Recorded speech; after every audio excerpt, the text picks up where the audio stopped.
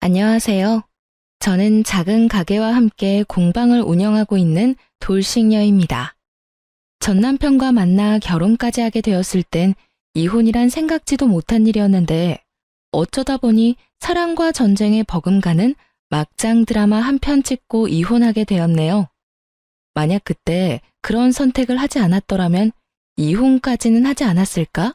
하고 생각하곤 하지만 몇 번을 되뇌며 생각해봐도 결론은 같더라고요. 어찌되었든 결국 터질 일은 터졌을 테고 전 이혼을 하게 되었을 것이라고요. 파국과 다름이 없는 이혼을 하게 되었지만 처음 시작은 남들처럼 참 평범했어요. 그저 평범하게 연애를 하고 연애가 길어지자 결혼까지 하게 되었었죠. 시댁은 서울에서 거리가 꽤 있는 시골이었고 친정도 가까운 것은 아니었지만 같은 서울에는 자리하고 있었어요. 그 당시 저희가 살던 집은 제가 처녀 때부터 살던 집이었는데 그 집은 제가 회사 생활 때문에 독립을 할 당시 부모님께서 미리 제 몫으로 주신 제 명의의 집이었어요. 자기야, 우리 신혼집 지금 내가 살고 있는 데서 시작하면 안 될까? 사실 그 집 부모님이 미리 해주신 내 집이거든. 지금 우리가 가진 돈으로 집을 사는 건 힘들 테고 대출이나 전세보단 지금 내가 사는 곳에서 우리 출발하는 게 좋지 않을까 해서. 그런 걸 뭘 그렇게 조심스럽게 이야기해. 나야 그렇게 해준다면 정말 고맙지. 다 좋은데 한 가지 걸리는 게 있어. 응? 뭐가? 무슨 문제 있어? 문제라기보단 사실 우리 부모님은 아직 고시식한 부분이 있어서 집은 남자가 해야 한다는 주의라서.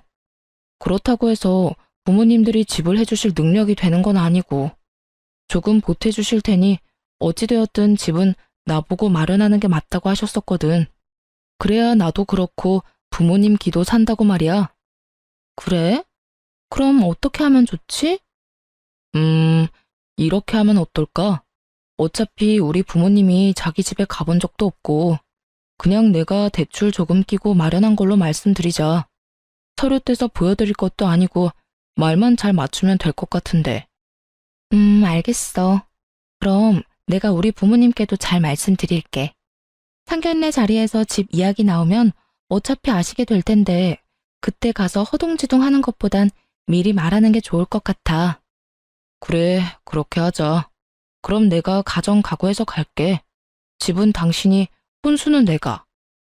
깨끗이 써서 다 바꿀 필요는 없고 침대랑 소파, 그리고 식탁만 바꾸면 돼. 그 세 가지는 다 작아서 아마 둘이 쓰긴 불편할 것 같아.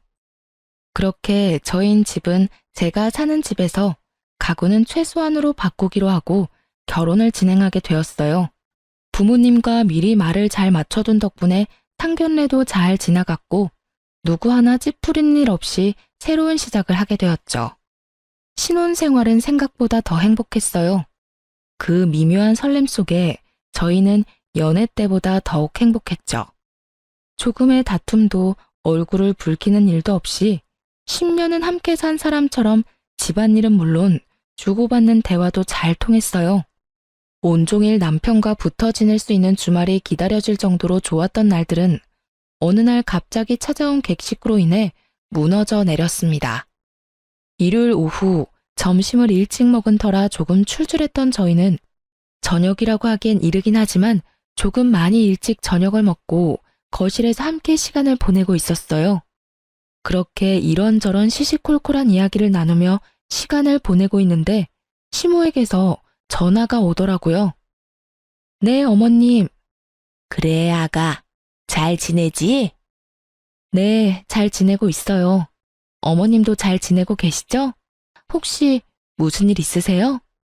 일까지는 아니고 좋은 소식이 있어서 전화했어. 글쎄, 우리 막둥이가 서울에 취업을 다 했지 뭐야. 어머, 그게 정말이에요? 여보, 아가씨 서울에 취업했대. 저는 기쁜 소식을 남편에게 전했고 남편은 그 자리에서 일어나 어깨춤을 덩실덩실 추며 시누이를 기특해하고 있더군요.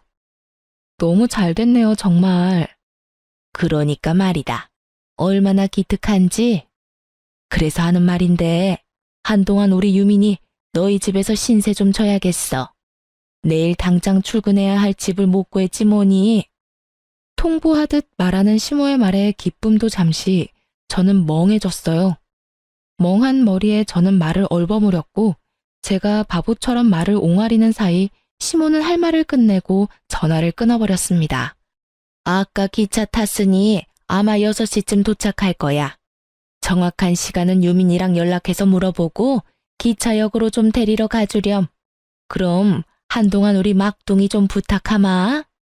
이렇게 끊겨버린 전화에 전 어안이 벙벙했고 옆에서 통화 내용을 들은 남편은 눈치도 없이 신나서 시누이에게 전화를 걸어 통화를 하고 있더라고요. 남편은 7살 차이가 나는 여동생이 취업을 했다는 사실이 대견하기도 하고 그런 대견한 동생과 한동안 함께 지낼 수 있다는 사실이 많이도 신나 보이더군요. 저만 빼고 모두가 행복한 그 상황에서 제가 할 수 있는 말이 없더군요. 객식구는 절대로 죽어도 싫다고 할 수도 없는 노릇이고 그렇다고 두 눈 꼭 감고 쉽게 시누이를 데리고 살기엔 제 마음이 내키지 않았으니까요. 그런 저의 마음을 그제야 알아차린 남편은 티나게 저의 눈치를 살피며 이렇게 말하더라고요. 여보, 당신 불편한 거 잘 아는데 한동안만 유민이 우리 집에서 좀 지내게 해주면 안 될까? 당신도 알다시피 유민이가 아직 어리기도 하고 혼자 숙박업소나 찜질방 같은 데 재우기엔 내가 마음이 편치 않을 것 같아서 그래. 그렇다고 해서 덜컥 아무 집이나 계약해서 들여보내는 것도 좀 그렇고. 당신이 이해만 해준다면 한동안 데리고 있으면서 괜찮은 집 알아봤으면 좋겠어. 이렇듯 간곡하게 부탁해오는데 싫다 안 된다는 말이 나오지 않더라고요. 그래서 전 알겠다고 했고 남편은 저에게 거듭 고맙고 미안하다고 외치며 시누이를 데리러 나가더군요.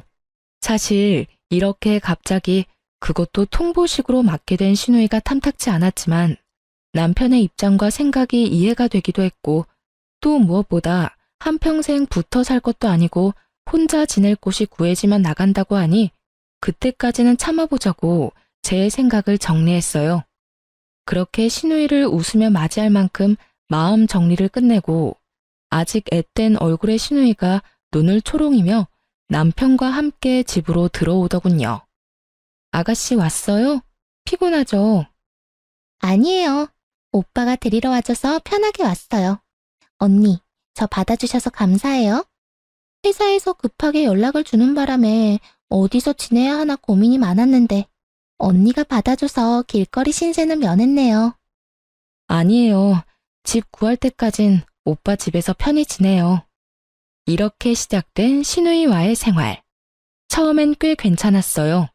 손이 많이 갈 거라는 제 예상과는 달리 시누이는 자기 일은 자기가 알아서 척척 하더라고요. 자기 빨래는 자기 방에 모아뒀다가 스스로 했고 방도 꽤 깔끔하게 쓰더라고요.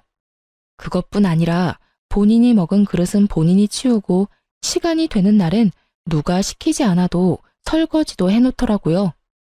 그렇다고 해서 불편하지 않은 건 아니었어요. 한평생 함께 산 식구도 때론 불편할 때가 있는데 하물며 시누이가 편할 리가요. 그렇게 본인의 몫은 스스로 하는 시누이가 기특하기도 기특한 시누이가 불편하기도 한 그런 상황이 이어졌고 금방이라도 끝이 날 것만 같던 그 생활은 6개월째 이어지고 있었죠.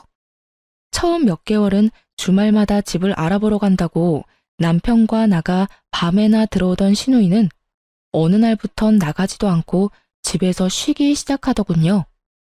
힘든 회사 생활에 주말마다 나가 돌아다녔으니 아무렴 피곤했겠거니 하고 이해하려고 했는데 시누이는 이런 저의 이해를 다른 식으로 해석했는지 친구를 만난다고 나가선 술에 잔뜩 취한 채로 새벽에 들어오는 일이 잦아지더라고요. 그런 시누이에게 호되게 한 소리 해야 할 남편은 아침마다 동생에게 해장국을 끓여 먹이기 바빴고 전 그야말로 어이없는 날들을 지내게 되었어요. 자신의 몫은 스스로 하던 시누이는 집을 어지럽히는 사람으로 변해 있었고 빨래통엔 생리가 샌 옷부터 해서 양말마저도 뒤집어 던져놓는데 정말 참을 수 없는 분노가 느껴지더군요. 다들 아시잖아요. 고작 그 뒤집힌 양말이 얼마나 열받는지를요. 하여튼 전 언제 어떻게 말을 꺼내야 하나 고민이 많아졌고 적당한 타이밍을 노리던 어느 날이었어요. 어김없이 친구를 만나러 간다며 나간 신우이는 새벽이 되어서야 술이 잔뜩 취해서야 집으로 돌아왔고 현관 비밀번호조차 누르지 못해 집 앞이 소란스럽더라고요. 저는 신경질적으로 잠에서 깼고 남편 역시 잠에서 깨 익숙하다는 듯 일어나 현관문을 열어주더군요. 다른 날은 방에서 나가지도 않았던 저였는데 그날만큼은 술을 마셨든 술독에 빠졌든지 간에 한 소리 해야겠다는 생각으로 남편을 뒤따랐고 현관엔 신우이와 함께 한 남자가 서 있었어요. 낯선 남자의 등장에 저도 저지만 남편도 많이 당황한 듯했고 그런 저희의 당황스러움보다 더 당황스러운 건 그 남자의 정체였어요. 야, 박유민, 너 진짜... 이 남자는 누구야? 아, 안녕하세요. 저는 이 여자하고 아는 사이인데요. 오늘 잘 데가 없다고 했더니 하루 재워준다고 해서 왔습니다. 술을 얼마나 마신 것인지 잔뜩 취한 남자는 혀가 다 꼬인 말투로 무작정 집으로 들어오려고 하고 있었고 남편은 그런 남자를 저지하며 아무 말도 하지 않는 신우이를 향해 묻더군요. 박유민, 대답해봐. 이 남자 누구냐고. 누군데 우리 집에서 재워준다고 데리고 왔어? 아, 그게 오늘 클럽 갔었는데 거기서 만난 남자야. 잘 곳이 없다는데 너무 불쌍하잖아. 그래서 데리고 왔어. 나 잘했지? 대환장 파티. 그 새벽 현관문에선 말 그대로 대환장 파티가 열리고 있었고 그 지끈거리는 머리를 부여잡는 것 말곤 할 수 있는 일이 없더군요. 남편 역시 이번엔 화가 단단히 났는지 신우이의 말에 아무런 대꾸도 하지 않고 남자의 휴대전화를 빼앗아 남자 부모님께 전화를 걸었어요. 전화를 건 남편은 집 주소를 물어 택시를 태워 보내버렸고 신우이는 왜 보내냐며 고성을 질러대다 지쳐 쓰러져 잠이 들어버렸죠. 남편은 소파에 앉아 고개를 숙인 채 긴 한숨을 쉬고 있었고 전 그런 남편에게 다가가 저의 뜻을 전했어요. 여보, 이건 아니야. 나 웬만하면 참고 기다리려고 했는데 도저히 이렇게는 못 살겠어. 내가 무슨 알코올 중독자 병동에 24시간 대기하고 있는 간호사도 아니고 밤마다 이게 뭐야? 나도 힘들어. 이건 아니다라는 생각도 들고. 그런데 나도 모르겠다. 남편은 생각이 많은 듯 말을 아꼈고 전 오늘만큼은 어떻게 해서든 해결책을 내야만 했죠. 말을 하다 말고 마저 해봐. 그래서 앞으로 어떻게 할 건데? 계속 아가씨 데리고 살 거야? 금방이라도 나갈 것처럼 굴더니 벌써 1년이 다 돼가. 요즘엔 집도 알아보지도 않고 허구한 날 술만 먹고 다니잖아. 나도 이건 아니다 싶은데 당신도 생각해봐. 지금 우리랑 사는데도 저 모양 저 꼴인데 내보내면 어떻게 살지 너무 뻔하잖아. 오늘도 봐봐. 술에 잔뜩 취해서 클럽에서 처음 보는 남자를 집으로 데리고 왔어. 저 꼴을 내 두 눈으로 봐버렸는데 이 상황에서 어떻게 여기에서 내보내냐고. 물론 이 상황이 당신도 나도 힘든 상황인 건 맞는데 그렇다고 해서 당장 유민이를 내보낸다는 결정을 하는 건 내 입장에선 조금 힘들기도 해. 정말 미쳐버릴 것만 같았어요. 남편의 말이 이해가 되지 않으면 그런 게 어딨냐며 당장 내쫓으라고 말이라도 하겠는데 그럴 수도 없게 또 남편의 입장이 이해가 되어버렸거든요. 만약 저에게 동생이 있고 제 동생이 저 모양 저 꼴로 지낸다면 저 역시 내쫓을 수는 없다는 생각마저 들었으니까요. 그렇게 전 아무 말도 할 수가 없었고 적막한 거실엔 남편과 저의 한숨소리만이 가득했죠. 이것도 저것도 정답이 될 수 없는 상황에서 속절없이 시간만 흘러가고 있었고 이내 남편이 큰 결심을 했는지 저의 손을 잡고 이렇게 말하더군요. 여보, 이런 부탁 정말 염치 없는 거 아는데 조금만 더 기다려주면 안 될까? 내가 앞으론 유민이한테 오냐 오냐 안 하고 제대로 교육할게. 청소, 빨래 이런 건 물론이고 밤 늦게까지 다니는 거랑 술 마시고 다니는 거 등등. 당신이 일절 신경 안 쓰게 내가 한 소리 제대로 할 테니까 조금만 더 데리고 있자. 적어도 자기 앞가림은 자기가 할 수 있을 때 내보내야 나뿐만 아니라 당신도 마음 편하지 않을까? 이렇게까지 부탁하는데 어쩔 도리가 없더라고요. 알겠어. 대신 앞으론 다신 이런 일은 없도록 해야 해. 다시 한번 이건 아니다 싶은 일 생기면 당신이 무슨 말을 해도 난 내보낼 거야. 정 안 되면 다시 시골로 내려보내는 한이 있어도 우리 집에서 망나니 짓 하는 꼴은 못 보니까 그런 줄 알아. 그럼. 알겠어. 고마워, 여보. 내가 정말 이번엔 유민이 정신 차릴 수 있도록 제대로 할게. 남편은 호언장담이란 걸 했고 그날 아침 그 말에 대한 자신의 의지를 보여주기라도 하듯 단호한 태도로 시누이를 대하기 시작했어요. 아, 속이야. 오빠, 나 아침부터 먹어야겠어. 속이 너무 안 좋아. 해장국 있지? 없어. 밥도 없으니까 해장이 필요하면 네 손으로 차려 먹어. 당연히 아침에 대령했던 해장국도 다정하게 괜찮냐고 물어오던 오빠의 미소도 더는 없자 시누이는 그제서야 상황의 심각성을 인지했고 급하게 눈치를 살피기 시작하더군요. 그런 시누이를 남편은 저의 앞에 무릎을 꿇려 앉혔고 무서운 얼굴을 한 남편은 눈물을 글썽이는 시누이에게 호통을 치기 시작했어요. 박유민, 네가 제정신이야? 어떻게 클럽에서 처음 만난 남자를 집으로 데리고 와? 넌 세상이 그렇게 만만해? 어떻게 그 나이 먹고 남자 무서운 줄을 몰라? 그러다 너 이상한 놈 만나서 잘못되기라도 하면 네 인생은 어쩌려고 그렇게 생각 없이 구냐고. 잘못했어, 오빠. 내가 어제는 술을 너무 많이 마셔서 정신이 나갔었나 봐. 그걸 변명이라고 해? 그러게 술을 왜 그런 식으로 먹고 다녀? 내가 정말 너 때문에 네 언니 볼 낯이 없어.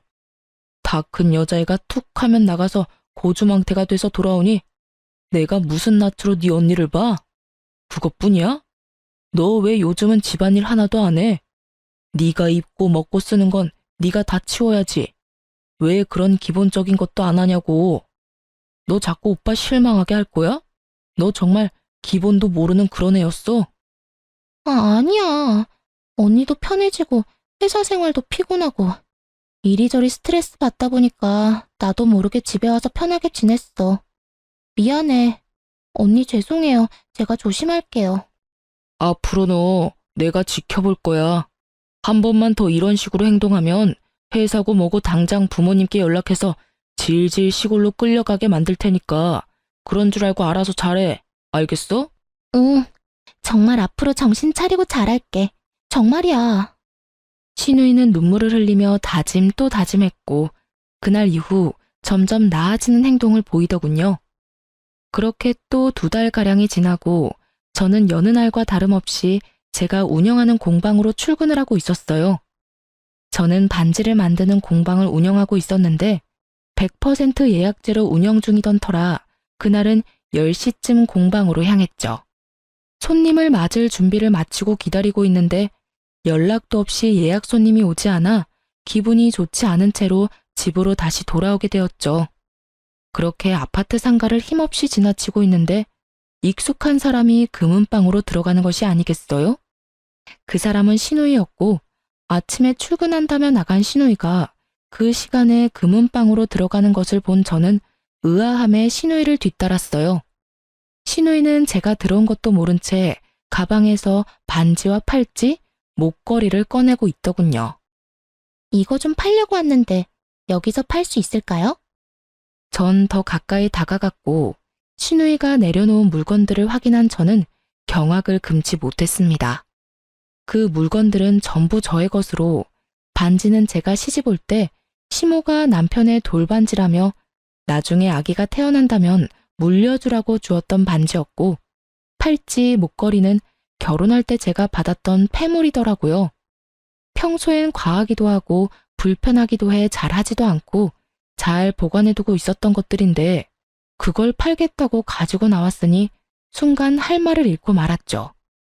아가씨, 여기서 이걸로 뭐 하세요? 언니, 여긴 어떻게... 언니 출근한 거 아니었어요? 그제서야 저를 본 시누이가 재빨리 몸으로 물건들을 감추고 나섰지만 이미 모든 것을 봐버린 후였죠. 지금 그게 중요해요? 여기서 이것들로 뭐 하고 있냐고 내가 물었잖아요. 이거 전부 내 거 아니에요? 저의 물음에 신우이는 답이 없었고 전 따라 나오라는 말과 함께 물건들을 챙기는 신우이를 두고 집으로 향했어요. 신우이는 고개를 푹 숙인 채 저의 뒤를 따랐고 저의 머릿속에 5만 가지 생각이 다 오가더군요. 차라리 어린애라면 정신 바싹 들게 때리기도 하겠는데 다 큰 처녀를 때릴 수도 없고 어떤 말을 어떻게 해야 정신을 차릴 건지 감도 오지 않더라고요. 그렇게 복잡한 심경으로 집에 도착한 저는 신우이를 앉혀놓고 이야기를 시작했어요. 언니, 죄송해요. 아가씨, 지금 죄송하다고 말할 때가 아니라 왜 그런 짓까지 했는지 이유를 설명해야 하지 않을까요? 왜 내 물건까지 가져다 팔려고 한 거예요? 그게 사실은 회사를 그만둬서 돈은 없는데 카드값까지 연체가 돼서요. 돈 나올 구멍은 없고 마음은 급하고 그래서 어쩌다 보니 이렇게 되어버렸어요. 회사를 그만뒀다고요? 언제요? 이때까지 그런 말 없었잖아요. 2달 정도 됐어요. 웬만하면 참고 다니려고 했는데 일이 힘들기도 하고 사람들도 계속 잔소리만 하고 힘들게 해서 도저히 못 다니겠더라고요. 그래서 일단 그만두긴 했는데 차마 입이 안 떨어졌어요. 이렇게 말하는데 제가 차마 입이 떨어지질 않더라고요. 거기서 제가 입을 뗐다간 입에 담지도 못할 험한 말들이 뇌를 거치지 않고 쏟아져 나올 것만 같았거든요. 전 일단 남편이 오면 다시 이야기하자고 하며 방으로 들어왔고 방에서 아무리 차분히 생각을 정리해 보려고 했지만 아무리 생각해도 답이 없더군요. 어떤 머리로 어떤 생각을 하고 살면 남의 물건을 제멋대로 팔아 연체된 카드값을 갚으려고 할 수가 있는 것인지 제 상식선에선 도저히 이해되지 않았고 그저 헛웃음만 나오던 그때 남편이 돌아왔어요. 전 아무것도 모르고 사람 좋은 얼굴로 웃고 있는 남편에게 신우이를 앉혀놓고 모든 일을 전했고 남편이 오기 전까진 지은 죄가 있으니 고개도 못 들고 눈치만 살피던 신우이는 제 편이 생겼다고 느꼈는지 고개를 빳빳이 쳐들고 배째란 식으로 나오더라고요. 그래서 빚이 지금 500만 원 정도 된대. 연체된 카드값 말고도 휴대전화 소액결제까지 해서 그 요금도 연체 중이래. 아, 그래서 뭘 어쩌라고요. 그래, 내가 언니 방 뒤져서 그것들 좀 팔려고 가지고 나갔어. 그런데 뭐? 그게 무슨 죄라도 돼? 너 지금 그걸 말이라고 해? 그거 엄연한 범죄야. 범죄라고. 그게 왜 범죄야? 그 반지는 우리 엄마가 준 거고 그 목걸이랑 팔찌는 결혼할 때 오빠가 사준 거잖아. 그러면 엄연히 우리 집 거지. 우리 집 물건, 우리 집 딸인 내가 좀 가져가서 팔겠다는데 그게 왜 범죄냐고. 언니도 말 좀 해봐요. 그게 왜 언니 거예요? 그건 우리 집 돈으로 샀으니 내 것도 된다고요. 내 말이 틀렸어요? 신우이는 오히려 화를 내며 저에게까지 따지고 들었고 전 그 정신 나간 신우이에게 정확한 사실을 집어주었어요. 아가씨, 그건 아가씨 집 물건이 아니라 엄연히 제 물건이에요. 반지, 목걸이, 팔찌, 그 모든 걸 어머님이 주셨든 오빠가 줬든지 간에 그 사람들이 저한테 줬으니 이제 제 물건이라고요. 그런 제 물건을 아가씨는 허락도 없이 가지고 가 팔려고 했고 그건 엄연히 범죄이자 제가 경찰에 신고하면 잡혀갈 일이에요. 알겠어요? 제 말이 끝나자 신우이는 흥분하며 폐물을 저에게 냅다 던져버렸고 전 그런 신우이에게 참았던 화를 분출해냈어요. 이게 뭐 하는 짓이에요 도대체? 잘못했다고 빌어도 모자랄 판국에 이게 뭐 하는 행동이냐고요? 저는 소리를 질러버렸고 신우이는 눈 하나 깜빡하지 않고 이렇게 말하더군요. 내가 더럽고 치사해서 돌려준 건데 왜요? 다 언니 거라면서요. 그래서 다 돌려준 거예요. 아가씨, 정말 이딴 식으로 나올 거예요? 내가 뭐요? 내가 뭘 어쩐다고 저런데? 돌려줘도 난리네 정말. 아, 다 됐고. 오빠, 나 500만 원만 줘. 아니, 빌려줘. 내가 취업해서 갚을게. 어쩌면 사람이 저리도 뻔뻔할 수가 있는지. 돈 500만 원이 옆집 개 이름이라도 되는 양 신우이는 아무렇지 않게 남편에게 500만 원을 요구했고 돈 관리는 모두 제가 하고 있던 터라 남편은 대답도 하지 못한 채 제 눈치를 살펴댔죠. 이걸 어쩌죠? 아가씨, 오빠 돈 없어요. 돈 관리는 다 내가 하거든요. 뭐라고요? 그게 정말이야? 오빠, 정말 돈 없어? 네, 정말 오빠는 돈 없어요.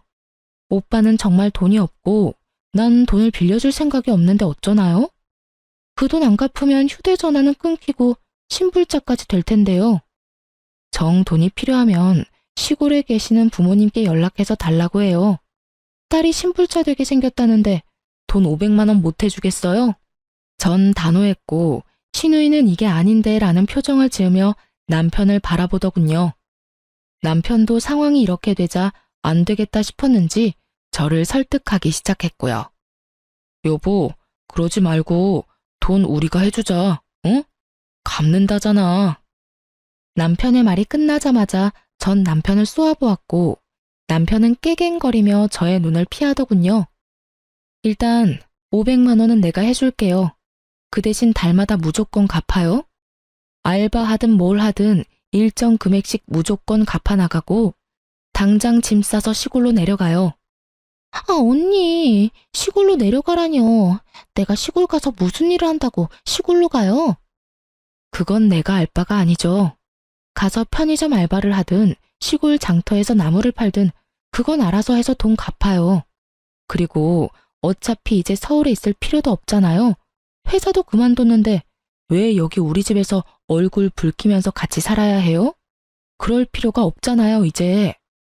당신도 기억하지? 또다시 이런 불미스러운 일이 있으면 당장 시골로 내려보낸다고 했던 말. 이제 지켜. 난 이제 더는 아가씨랑 같이 못 살아. 당신이 시골에 전화 못하겠으면 내가 할게. 어떻게 할래? 당신이 전화할래? 내가 할까? 제 말에 남편은 자신이 전화를 하겠다고 했고 신우이 역시 서울 생활보다 돈이 더 급했던 터라 알겠다고 하며 짐을 챙기더군요. 그렇게 신우이는 집을 나서는 그 순간까지 저에게 사과 한마디가 없었고 저는 마지막까지 기분이 상한 채 신우이를 보내버렸습니다. 신우이가 집을 나가고 다시 평화가 찾아와야 할 저희 집엔 다른 문제가 생겨나기 시작했어요. 그것은 다름 아닌 귀가 시간이었어요. 어느 날부터 야근이 많아진다 싶더니 그 시간마저 점점 늦어지기 시작하더군요. 야근도 한두 번이지 많게는 일주일에 4번이나 야근을 핑계로 늦었고 어떤 날은 새벽에 나갔는지 아침에 일어나면 혼자인 경우도 간혹 생겨나기 시작했어요. 그쯤 되자 전 남편의 외도를 의심하게 되었고 또 아침을 혼자 맞이하게 된 날 전 결국 폭발해버리고 말았습니다. 당신, 나랑 이야기 좀 해. 응? 무슨 이야기? 당신 요새 바람났어? 딴 살림이라도 차렸어? 요즘 왜 그러는 거야, 진짜? 바람이라니, 갑자기 왜 그런 말을 해?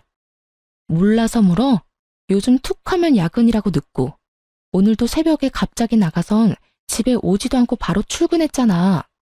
이 모든 걸 설명할 수 있는 이유가 여자밖에 더 있어? 저는 남편을 닥달하기 시작했고 남편은 곤란한 표정으로 제 눈치를 살피더니 모든 사실을 털어놓기 시작했어요. 사실 그게 유민이 시골 안 갔어. 뭐? 시골을 안 가? 그러면 지금 어디 있는데? 혼자 따로 방 잡아줬어. 엄마가 유민이 방 얻을 돈은 내가 따로 가지고 있었거든. 그걸로 따로 원룸 계약해서 혼자 지내고 있어. 알고 보니 시골을 내려가기로 했던 신우이는 남편을 질리게 설득했고 그 설득에 홀라당 넘어가 버린 남편은 지난 1년이 넘는 시간 동안에도 구하지 못했던 원룸을 단 하루 만에 구해주었던 것이었죠. 눈물로 애원하니 방은 얻어줬지만 막상 얻어주고 나니 혼자 있을 여동생이 걱정되었던 남편은 퇴근 후 신우이의 집에서 시간을 보내고 돌아오거나 신우이가 집에 없는 날엔 신우이가 돌아올 때까지 기다렸다가 돌아왔다고 하더군요. 그럼 새벽에 뛰어나간 건 왜 그런 거야? 설마 아가씨 술 취해서 데리러 간 거야?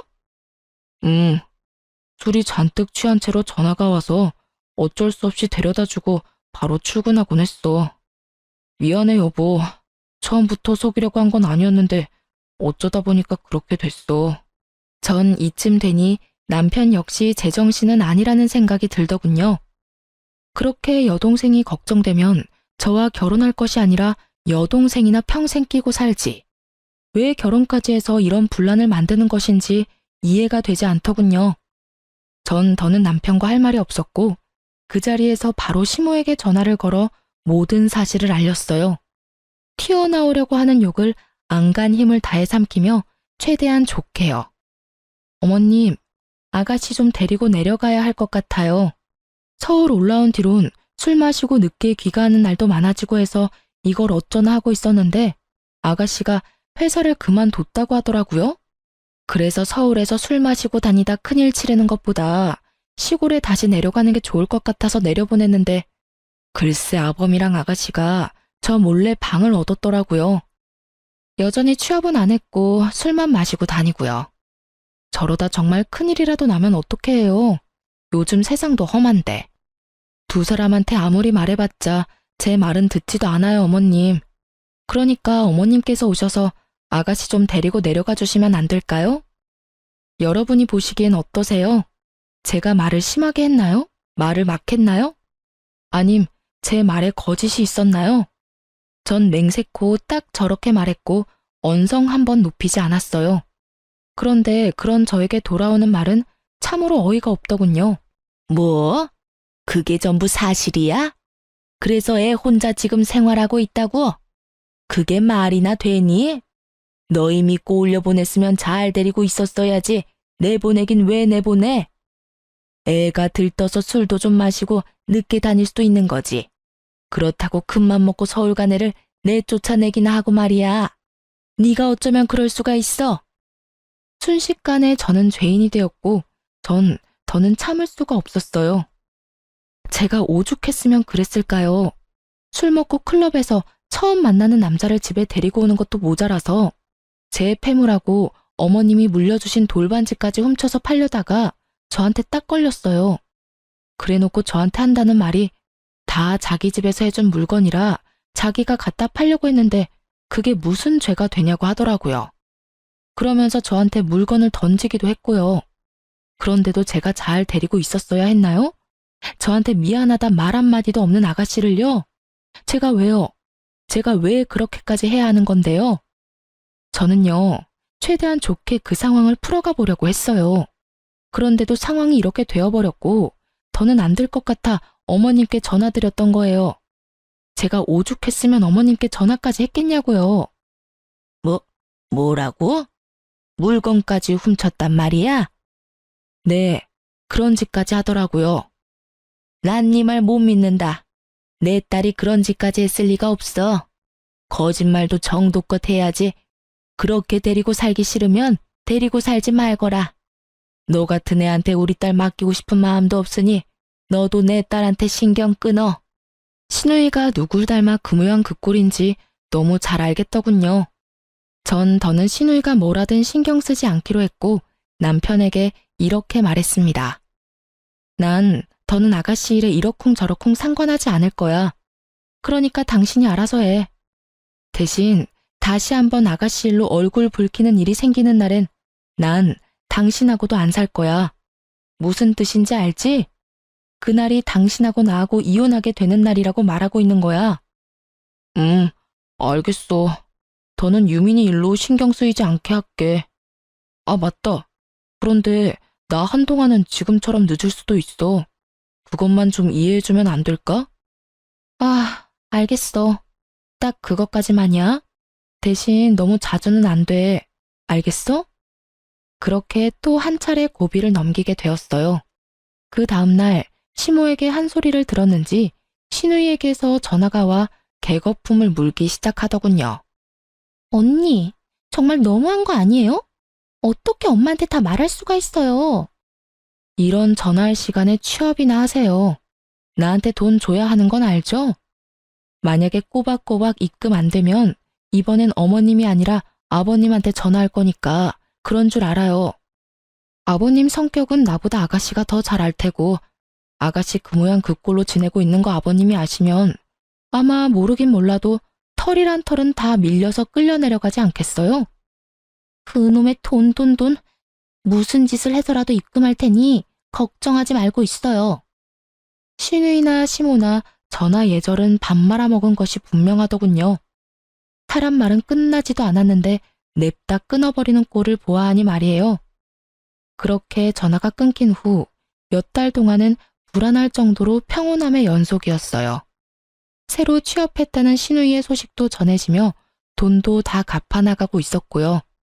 남편은 간혹 새벽에 나가는 일이 있긴 했지만 그마저도 최근엔 전혀 없었습니다. 주말엔 남편과 여유롭게 보내며 휴식을 취한 후 월요일이 되면 출근하고 그렇게 여유롭고 평화롭게 하루하루를 살아가고 있었어요. 그러던 어느 날 저녁을 먹고 있는데 남편에게 전화가 왔고 통화 내용으로 보아하니 신우이인 것 같더라고요. 또 무슨 일인가 싶은 것도 잠시 남편의 표정이 걷잡을 수 없이 굳어지더니 저에게 잠시 나갔다 오겠다는 말만 남기고선 집을 급하게 나가버리더군요. 신우이의 전화부터 해서 굳어진 남편의 표정까지. 전 불안해지기 시작했고 그 불안은 곧 현실이 되어버렸어요. 몇 시간 뒤 쭉 처진 어깨를 하고 돌아온 남편의 뒤로 시모와 신우이 그리고 낯선 남자 한 명이 뒤따라 들어오더군요. 예상도 되지 않는 조합에 저는 남편을 바라봤고 남편은 모두 거실에 앉으라는 말을 하곤 저에게 상황을 설명하기 시작했어요. 그것은 파국의 시작이었습니다. 그게 유민이가 취업을 했다고 했잖아. 거기에서 저 남자를 만났대. 그런데 그런 이야기를 하려고 데리고 온 건 아닐 거 아니야? 요점만 딱 말해. 나 지금 숨 넘어가기 직전이니까. 그러니까 그래서 둘이 지금 만난 지 한 달 정도 됐는데 유민이가 임신을 했다네. 두 사람은 낳아서 키우기로 했고 그래서 돈 모을 때까진 저 자식 집에서 합가해서 살려고 집까지 빼서 저 자식 집으로 갔는데 그쪽 부모님이 받아주질 않았대. 대문도 열어주지 않고 그대로 쫓겨나 버렸대. 상황은 남편의 말대로였어요. 믿었던 남자의 집에서도 문전박대를 당해버린 신우이는 시모를 불렀고 시모는 남편을 불렀던 거죠. 그렇게 모인 오합지졸들은 갈 곳이 없어 저희 집까지 오게 된 것이었어요. 그렇다고 여기로 데리고 오면 어떻게 해? 저는 남편에게 따지고 물었고 입을 꾹 다문 남편 대신 시모가 나서더군요. 그러면 어쩌니? 오갈 데가 없으니 당연히 오빠 집에라도 와야지. 아, 알겠어요. 일단 왔으니까 하룻밤 정도 재울 거예요. 아가씨, 욕실 안내 좀 해줘요. 다들 씻으셔야 할 것 같은데. 하루는 무슨? 나는 오늘 하루만 자고 가고 얘들은 쭉 여기서 지낼 거다. 네? 당신이 말해봐. 이게 다 무슨 소리야? 전 말도 안 되는 시모의 엄포에 남편을 바라봤고 시모는 그런 저에게 다시 말도 안 되는 소리를 쏟아내기 시작했어요. 내 아들 볼 필요 없고 나랑 이야기하면 된다. 이야기해보세요. 이게 다 무슨 말인가요? 말 그대로 이 집에서 애들 애 낳고 지내기로 했다. 오갈 데도 없는 애들을 길거리에서 애 낳고 키우게 할 수도 없고 그렇다고 그 좁은 원룸에서 시작하라고 할 수도 없는 노릇이니 어쩌겠느냐. 그리고 엄연히 이 집에서 잘 살고 있던 애를 내쫓아서 이 지경까지 만든 사람이 너니 네가 책임져야지. 어머님, 전 분명히 어머님께 아가씨 데리고 내려가라고 전화까지 드렸고 그런 제 말을 무시한 건 어머님이었어요. 그런데 이제 와서 저보고 책임지라뇨? 전 절대 그럴 생각 없어요. 네가 싫으면 어쩔 거니? 내 아들 집에서 내 딸이 애 낳고 살겠다는데? 이 무슨 미친 논리인지 모르겠더군요. 이 미친 상황 속에서도 남편은 아무 말도 하지 않고 제 눈치만 살피고 있었고 전 눈에 뵈는 것이 없어졌어요. 어머님, 이 집이요. 제가 친정 부모님께 물려받은 제 집이에요. 그러니까 이상한 논리 펼치지 말고 당장 다 데리고 나가주세요. 이게 다 무슨 말이니? 얘 말이 다 사실이야? 시모의 물음에 남편은 모든 사실을 설명했고 사실을 전해 들은 시모는 당황하는 듯 하더니 이내 또 이상한 논리를 펼치기 시작하더군요. 너희 가족 아니니? 이럴 때일수록 서로 돕고 살아야지. 부부는 일심동체이고 그러면 네 명의가 곧 남편의 명의이기도 하지 않겠니? 그러니 좀 데리고 살아라. 그저 헛웃음이 나더군요. 이 무슨 거지 같은 말과 거지 같은 상황인 건지. 전 그제야 모든 상황이 명확해졌고 제 살 길은 이혼뿐이라는 생각이 들었어요. 당신 기억하지? 또다시 이런 일로 얼굴 붉히는 일 있으면 그날이 우리 이혼하는 날이라고 했던 거. 저의 말에 남편은 여전히 고개를 숙인 채 아무 말도 없었고 전 그런 남편의 꼴도 보기 싫어졌어요. 아, 그래. 네가 무슨 말을 할 수가 있겠어. 그냥 우리 이혼하자. 내가 너무 참았어. 진작 이혼했으면 이딴 꼴까지 보지 않았어도 되는 건데. 다 들었죠? 이제 남남이니까 군말하지 말고 어머님 아들까지 데리고 당장 이 집에서 나가주세요. 전 이혼과 동시에 시모에게 이렇게 말해버렸고 이런 저의 말에 시모는 노발대발하며 욕까지 하기 시작했어요. 이런 건방진년이 어디서 어른을 갈아 말아야? 그리고 뭐 이혼? 네가 어디서 건방지게 이혼을 입 밖에 꺼내는 게야? 지금 당장 나가지 않으면 경찰이든 경비 아저씨든 불러서 끌어낼 거예요. 그런 험한 꼴까지 당하기 전에 당장 다 나가주세요. 저는 단호했고 남편은 저에게 무릎을 꿇고 빌기 시작하더군요. 여보, 제발 이러지 말고 한 번만 더 이해해주면 안 될까? 정말 마지막이야. 내가 어떻게 해서든 빠른 시일 내에 살 집 구해볼게. 그때까지만 데리고 살자, 응? 이혼하자는 말 못 들었어? 이혼해. 그냥 하는 말 아니고 진심이야. 저의 눈빛을 본 남편은 그제야 상황의 심각성을 깨달았는지 서둘러 시모와 시누이 그리고 남자까지 다 집에서 내보내버리더군요. 그리곤 제 눈치를 살피며 슬금슬금 다가오고 있더군요. 이제야 정신을 차린 남편이 그렇게 해봤자 이미 늦은 일이었고 더는 어떤 대화도 필요 없었던 전 그대로 남편까지 쫓아내버렸습니다. 그렇게 이혼을 결심하게 된 저는 다음날 바로 변호사를 선임해 이혼 소송을 준비했고 남편은 끝까지 이혼은 할 수 없다고 하며 버티다 결국 이혼을 당하게 되었죠. 저는 남편뿐 아니라 저의 단란했던 가정을 파국으로 이끌고 간 시댁 식구들에게도 위자료를 청구했고 결과는 저의 완판승으로 끝이 났습니다. 이혼 소송은 과정이 길었고 그 과정에서 어쩔 수 없이 전 남편과 마주치는 일이 있었는데 그때 이야기를 들어보니 전 시누이를 임신시켰던 남자는 도저히 애를 낳고 키울 자신이 없다며 헤어지자는 말과 함께 회사도 그만두고 잠적하였다고 하더군요. 전 시누이는 애는 절대로 질 수 없다고 우기고 있는 상황이라고 하고요. 상황이 그렇게 되자 전 시부도 모든 사실을 알게 되었고 시부는 딸과의 연을 끊어버림과 동시에 상황이 그렇게까지 될 때까지 모든 상황을 방관한 전 시모까지 모조리 집에서 내쫓아 버렸다고 했어요. 쫓겨난 전 시모는 동생 집에서 지내고 있다고 하고요.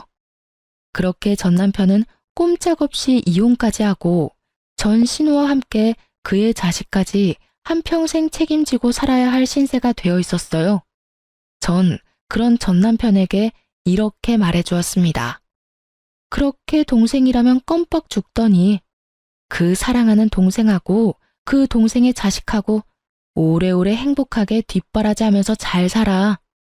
저의 말에 전 남편은 낙담한 듯 눈을 감아버리더군요. 아마 모르긴 몰라도 밑 빠진 독에 물 붓기 아니겠어요? 전 신우의 돈 씀씀이야 말하면 입 아프고 전 남편은 위자료들을 주느라 빚을 냈을 테니까요. 거기다 지금 사는 집 역시 빚일 테니 한평생 빚 내고 빚을 갚고 빚 내고 빚 갚는 그 굴레 속에서 벗어나긴 힘들 겁니다. 이혼 후 끊임없이 찾아오는 전남편 때문에 집도 공방도 모두 옮겨버렸어요. 전화번호 역시 바꿔버린 터라 더는 그 인간들과 엮이는 상황은 없어졌네요. 그저 건너 들은 소식으론 전 시누이는 결국 애를 출산했고, 출산하고 난 후 애는 제대로 보지도 않고 여전히 정신 못 차린 망나니로 살고 있다고 해요. 혹시나 엄마가 된다면 변할 수도 있진 않을까 했던 제 예상은 산산이 부서졌고요. 전 남편은 낮에는 일하고 밤에는 애를 보느라 꼴이 말이 아니라고 하고요. 뭐 다 자기가 만든 상황이니 불쌍하지도 않더군요. 전 공방을 운영하며 작은 주얼리샵까지 오픈해 함께 운영 중입니다. 아직 매출이 많은 건 아니지만 온라인 매출이 꾸준하게 상승해주고 있어 요즘엔 일에 더욱 매진하며 지내려고 하고 있어요. 이혼을 하고 난 후 연애 비슷한 것도 한 적이 없지만 언제든 좋은 사람만 있다면 연애까진 할 생각은 있어요. 혼자 살아가기엔 제 인생이 너무 아까우니까요. 이혼 후 부모님의 상심이 크셨는데 제가 충분히 설명해드리니 오히려 잘 됐다고 해주며 앞날을 응원해 주시더라고요. 말씀은 그렇게 하셨어도 속이 말이 아니실 거란 걸 잘 알고 있기에 쉬는 날이나 시간이 여유로운 날이면 부모님과 함께 시간을 보내고 있어요. 그 시간이 저에게도 힐링의 시간이 되기도 하고요. 이로써 저의 사연도 끝이 났네요. 긴 이야기였는데 함께 해주셔서 감사하고요. 다들 행복하세요.